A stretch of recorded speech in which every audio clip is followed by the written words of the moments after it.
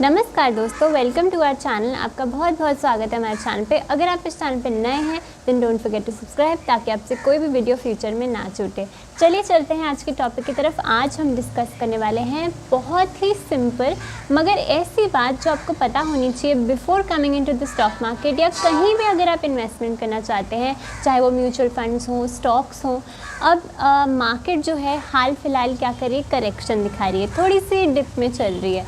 तो ऐसा क्यों हो रहा है और आगे का मार्केट में आउटलुक क्या रह सकता है? क्या यहाँ से शानदार तेज़ी आ सकती है? क्या ये मौका है या क्या ये कुछ लोगों के लिए धोखा बनने वाला है? चलिए आज इस बात को अच्छे से डिस्कस करते हैं। इससे पहले मैं आपको अपनी इंडियन मार्केट का कुछ ओवरव्यू दूँ। मैं आपको ये बताना चाहती हूँ, जितनी भी गिरावट हमारी मार्केट में चल रही है वो कुछ अभी जो चेंजेस हुए हैं ग्लोबल इकोनॉमी में, इस वजह से मार्केट जो है वो थोड़ी थोड़ी करेक्शन या डिप जो है हमें दिखा रही है। सबसे पहली बात, जो एक हमारी वर्ल्ड इकोनॉमीज़ रहती हैं, जितनी भी वर्ल्ड की बड़ी बड़ी इकोनॉमीज़ है, उसमें से सबसे बड़ी इकोनॉमी और उसके सबसे बड़े लीडर जो है वो डोनाल्ड ट्रंप है। ठीक है, अब ये जो भी बात करते हैं, इनकी जो भी स्पीच रहती है, जब ये ग्लोबल प्लेटफॉर्म पे आते हैं, कुछ बोलते हैं, तो उसका जो असर है वो ग्लोबल मार्केट से पड़ता है, यानी कि हमारी इकोनॉमी भी इससे डीपली इफ़ेक्ट होती है। अब इससे पहले कौन लीडर थे? जो बाइडन थे। ठीक है, अब उन्होंने कैसा परफॉर्म किया? जब आपने देखा होगा हमारी जो स्टॉक मार्केट थी वो पिछले 2 साल पहले गिरी थी। क्यों? क्योंकि रशिया यूक्रेन वॉर हुआ था। अब इस समय पे जो बाइडन ने क्या किया, यूक्रेन को फ्री में मिसाइल जो हैं वो बांटने लग गए कि लड़ाई किसी तरीके से जारी रहे, स्टॉप ना हो। लेकिन अब डोनाल्ड ट्रंप के आने से क्या हुआ है, इन्होंने बोल दिया है no to war. That means इन्होंने यूक्रेन को फ्री में मिसाइल बांटना बंद कर दिया है। इससे क्या हो सकता है, जो ये वॉर है ये हमारे को बंद होती दिख सकती है। सो ये गुड न्यूज़ है ग्लोबल इकोनॉमीज़ के लिए, हमारी कंट्री के लिए भी, क्योंकि अगर कहीं भी वर्ल्ड में वॉर होती है वो एक अच्छा संकेत नहीं होता है किसी भी इकोनॉमी के लिए। सो ये एक अच्छी खबर लग रही है। अगर ऐसा हो गया, रशिया यूक्रेन वॉर हमेशा के लिए बंद हो गई, स्टॉप लग गया, तो हर इकोनॉमी जो है वो अच्छा करेगी। इंडियन इकोनॉमी को भी एक बूस्टर शॉट मिल सकता है। अब इससे पहले, डोनाल्ड ट्रंप के आने से पहले एक बहुत इंपॉर्टेंट चीज़ पे डिस्कशन हो रही थी वर्ल्ड वाइड। सो ब्रिक्स जो हैं, ब्रिक्स स्टैंड्स फॉर जितनी भी अच्छी बड़ी इकोनॉमीज़ हैं, उन्होंने एक ग्रुप बनाया है।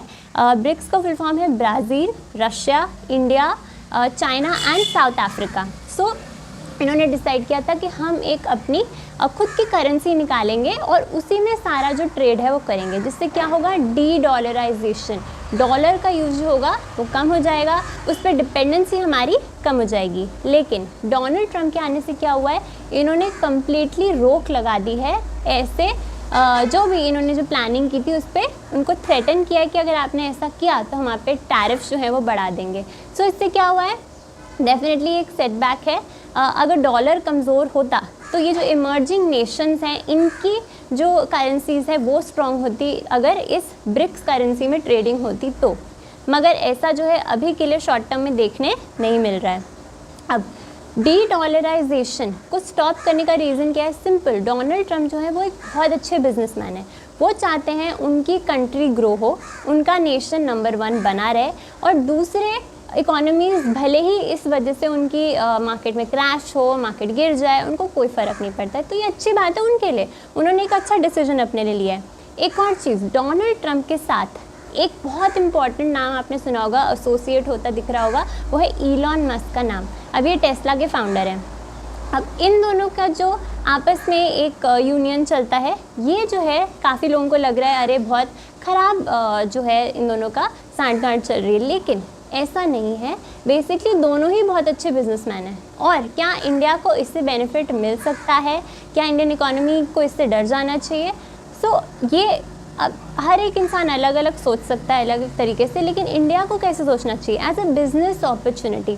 अगर 2 बिजनेसमैन आपसे बिज़नेस करना चाहते हैं तो आपको उनके सामने बेस्ट ऑफर देना चाहिए।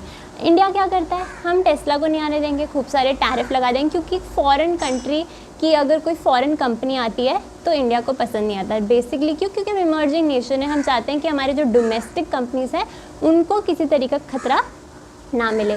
मगर प्रॉब्लम क्या है, हम अमेरिका के साथ ट्रेड सरप्लस में है, इसका मतलब हमारे एक्सपोर्ट्स जो हैं वो ज़्यादा होते हैं इम्पोर्ट्स के मुकाबले में। मतलब ये अच्छी बात है इंडिया के लिए। तो वो बोल रहे हैं अगर तुम हमसे पैसा कमा रहे हो, तुम हमारे यहाँ कुछ अपना सामान बेच रहे हो, तो हमें भी तो अपनी कंट्री का एक्सेस दो, हमें भी तो कुछ बेचने दो, तभी तो हम दोनों का विन विन होगा। मगर अगर तुम हमारे मुकाबले में हम तुम्हें सस्ते में आने दें, और जब हमारी कोई कंपनी आना चाहती है इंडिया में तो तुम बहुत सारे टैरिफ लगा देते हो। सो ये जो है डोनाल्ड ट्रंप को बात पसंद नहीं आ रही है।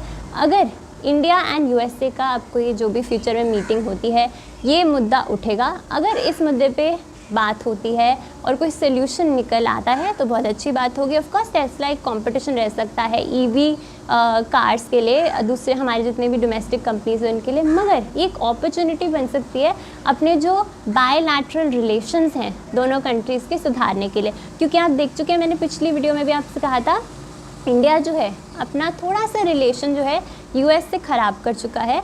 सो हमें बिल्कुल भी ईगो में नहीं आना चाहिए कि अरे ये ट्रंप है, ये यूएस है, हम इसको कुछ नहीं समझते, इसने हम पे टैरिफ बढ़ा दिया, हम भी इन पे टैरिफ बढ़ा देंगे। ये सब ऐसे भिड़ के कुछ नहीं होगा, क्योंकि ये मानो ना मानो ये वर्ल्ड की स्ट्रॉन्गेस्ट इकोनॉमी है और इनसे पंगा लेना हमारे लिए भारी रह सकता है। क्योंकि बाकी नेशन जिन पे हम बैंक करते हैं, रशिया, वो आप देख सकते हैं हम उनके साथ ट्रेड डेफिसिट है, वो हमारी क्या मदद कर सकते हैं इस चीज़ में। हमारे जब भी कभी दो कंट्रीज में वॉर होती है ना, मैंने देखा है कोई भी हेल्प करने नहीं आता है। तो आपको खुद से ही स्ट्रॉन्ग बनना पड़ेगा, अपनी कंट्री को स्ट्रॉन्ग बनाना पड़ेगा, तभी जाके आपके अच्छे एलाइज बन सकते हैं। वरना ना रशिया मदद करेगा, चाइना तो हमारा एलाई कम, एनिमी ज़्यादा है।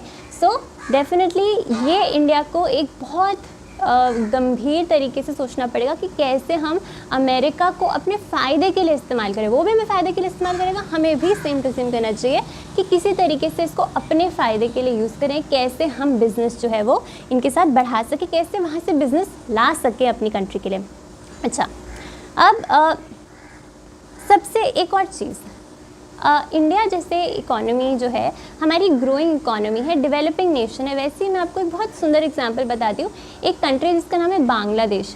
अब ये कंट्री कुछ साल पहले तक बहुत ही पिछड़ी हुई कंट्री थी, इसके बारे में कोई बात नहीं करता था। लेकिन जैसे ही इन्होंने फॉरेन कंट्री की कंपनी पे थोड़े टैरिफ कम किए, बिजनेस ओरिएंटेड इकोनॉमी अपने आप को बनाया, बहुत फ़ायदा मिला। बांग्लादेश का नाम अब सब लोग जानते हैं, चाहे वो टेक्सटाइल इंडस्ट्री हो, उसमें बहुत सारे एक्सपोर्ट जो है बांग्लादेश करता है। तो इंडिया को भी पीछे पिछाड़ चुका है।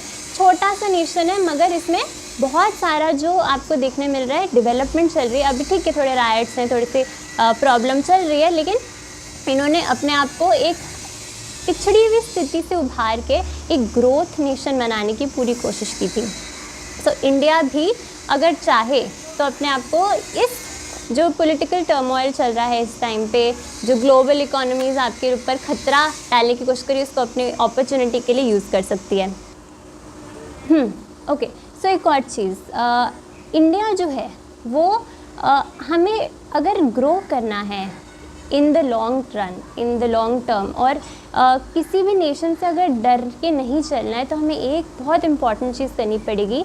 अपनी स्टॉक मार्केट को बढ़ाने के लिए या अपनी कंपनीज़ की ग्रोथ के लिए हमें जो डिपेंडेंसी है, अपने जो बच्चे जाते हैं या अपने जो यूथ जाता है बेसिकली पढ़ लिख के इन फॉरेन कंट्रीज़ में काम करने के लिए, NRI इनकम जो है उस पर बैंक थोड़ा कम करना चाहिए। दो हमारे बहुत इंपॉर्टेंट एक्सपोर्ट्स होते हैं, फार्मा एंड IT। अगर इन पे डिपेंडेंसी कम हो जाए, डिपेंडेंसी कैसे कम होगी, अगर हम कोई और चीज़ जो है वो एक्सपोर्ट कर पाएँ वर्ल्ड वाइड, तो हमारा बहुत फ़ायदा होगा। इंडिया जो है जाना जाता है IT हब के लिए कि यहाँ पे IT सर्विसेज हम बाहर एक्सपोर्ट करते हैं, स्पेशली अमेरिका में। ओके, फार्मा कंपनी जो है हमारी, वो दवाइयाँ, ड्रग्स एक्सपोर्ट करती है बाहर, लेकिन उसके अलावा और कुछ ऐसी खास चीज़ नहीं है जो हम बाहर भेजते हैं। लेकिन अगर आप देखा जाए अमेरिका के पास क्या नहीं है, जितनी बड़ी बड़ी कंपनी, चाहे वो एप्पल हो, एनवीडिया हो, मेटा हो, इतने बड़े बड़े कंपनीज कैसे बने? क्योंकि अपनी सर्विसेज बाहर वर्ल्ड वाइड जो है वो एक्सपोर्ट करते हैं और इन पे वर्ल्ड का डिपेंडेंसी है इन सब पे। सिमिलरली अगर आप देखें चाइना, टेक्नोलॉजी के मामले में किस चीज़ में चाइना जो है वो पीछे है? अमेरिका और चाइना के बीच में कुछ सालों में देखा जाएगा तो बहुत थोड़ा डिफरेंस रह जाएगा। हर मामले में चाइना जो है वो एक्सपोर्ट ओरिएंटेड इकोनॉमी है। सो हमें भी ऐसा कुछ सोचना पड़ेगा कि कहाँ से हम अपने एक्सपोर्ट्स जो हैं वो बढ़ाएं। क्या ऐसी चीज़ें जो सिर्फ इंडिया के पास है या बहुत कम इंडिया या इंडिया के अलावा ऐसी चीज़ कोई और ना बनाए जो हम किसी तरीके से एक्सपोर्ट करें और हमारा उससे एडवांटेज हो। वरना हम अगर देखेंगे तो हमारे को जितनी भी हमारे ठीक है फास्टेस्ट ग्रोइंग इकोनॉमी है, हमारी 6.5-7% की जीडीपी ग्रोथ है, बहुत सारी डेवलपिंग इकोनॉमीज़ में हमारी अच्छी ग्रोथ जो है वो चल रही है, लेकिन ये सस्टेन नहीं कर पाएगी अगर हमारे पास कोई एक ऐसी चीज़ नहीं होगी जो हम सबको दे सकें। सो आपको इस बारे में एक बार सोचना चाहिए कि अगर हम अगर स्टॉक मार्केट में हम इन्वेस्ट कर रहे हैं, आपको ये चीज़ सोचनी चाहिए कि क्या इंडिया का फ्यूचर इस मामले में अच्छा हो सकता है, क्या कुछ इन्वेंशन, क्या कोई ऐसी चीज़ जो हम एक्सपोर्ट कर सकते हैं, क्या इंडियन इकोनॉमी जो है इस चीज़ से उभर सकती है। तो डेफिनेटली एक बहुत अच्छा तरीका रह सकता है। And coming to the topic कि स्टॉक मार्केट कैसा परफॉर्म करने वाला है। अब स्टॉक मार्केट कुछ दिनों के लिए हाईली वॉलेटाइल रहने वाला है, क्योंकि आपको यहाँ पे बजट देखने मिलेगा, यहाँ पे आपको आरबीआई की पॉलिसी देखने मिलेगी, दिल्ली इलेक्शन देखने के लिए मिलेंगे, बहुत सारी चीज़ें होने वाली है। ट्रम्प डेफिनेटली डिफरेंट प्लेटफॉर्म्स पे स्पीच देंगे जहाँ पे वो टैरिफ वगैरह ये सब कुछ बढ़ा सकते हैं। और ये सिर्फ इंडिया के लिए ही नहीं होगा, ये जहाँ जहाँ इनको प्रॉब्लम रहेगी इन्होंने ईज़िली एक स्पीच देनी है और इनने टैरिफ बढ़ा देना है। सो इकोनॉमीज़ के लिए खतरे की बात रह सकती है, इंडियन इकोनॉमी को भी इसका सामना करना पड़ सकता है, बहुत वॉलेटिलिटी देखने मिलेगी।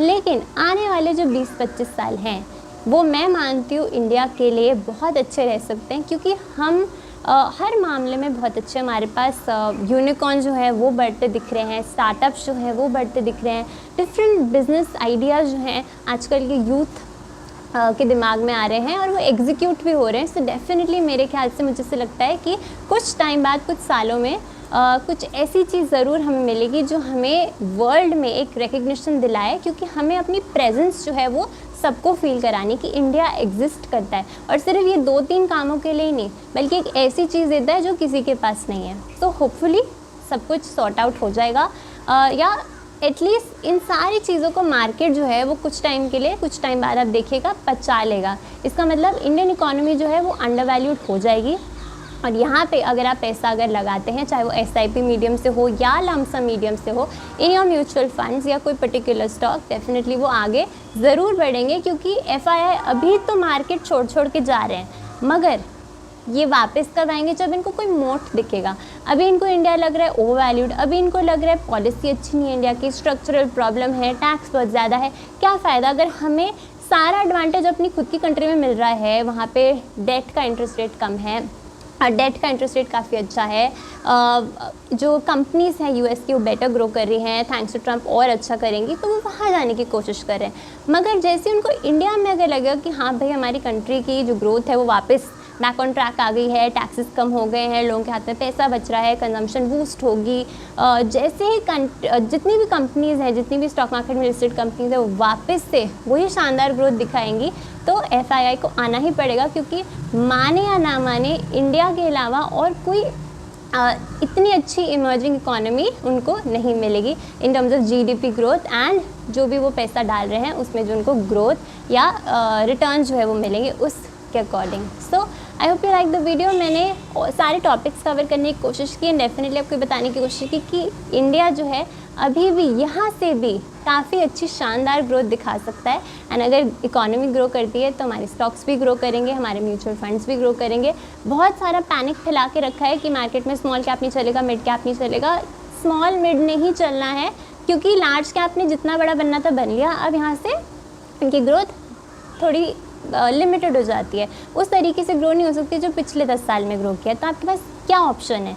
आपके पास मिड एंड स्मॉल में ही ऑप्शन है। डेफिनेटली इससे पहले मिड एंड स्मॉल बहुत ज़्यादा ओवर वैल्यूड हो गए थे, बहुत ज़्यादा इन्होंने 1-2 साल में ही आपने मल्टीपल रिटर्न इसमें बनते हुए देख लिए। लेकिन अब जो वैल्यूएशंस हैं कूल डाउन हो रही है, वापस से Q3 के रिजल्ट्स आ रहे हैं और कंपनीज काफ़ी ज़्यादा, जो Q2 में नहीं दिया, Q3 के जो अर्निंग्स हैं उनकी as compare to Q3, Q4 के जो उनके अर्निंग्स हैं वो काफ़ी अच्छी देखने मिल रही हैं। सो होपफुली यहाँ से स्थिति सुधरती दिखेगी एंड हमें यहाँ से रिटर्न अच्छे बनते दिखेंगे। So thank you so much for watching the video. तब तक के लिए बाय।